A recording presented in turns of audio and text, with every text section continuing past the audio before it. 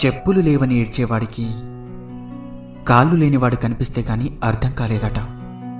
వాడు ఎంత అదృష్టవంతుడోనని. అందరం అంతే. ఉన్నదాని గురించి సంతోషపడకుండా లేని దానికోసం ఏడుస్తూ ఉంటాం.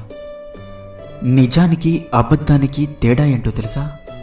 నువ్వు చెప్పిన అబద్ధాన్ని నువ్వే రక్షిస్తూ ఉండాలి, కానీ నిజం మాత్రం ఎప్పటికీ నిన్ను రక్షిస్తూ ఉంటుంది.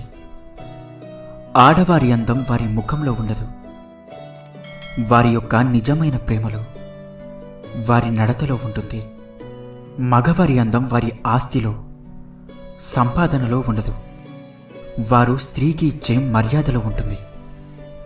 ఒకసారి దెబ్బతింటేనే తెలుస్తుంది నీలో ఎంత ధైర్యం ఉందో. ఒకసారి తప్పు చేస్తేనే తెలుస్తుంది నువ్వు ఇంకా ఎంత నేర్చుకోవాలో. ఒకసారి ఓడిన తర్వాత తెలుస్తుంది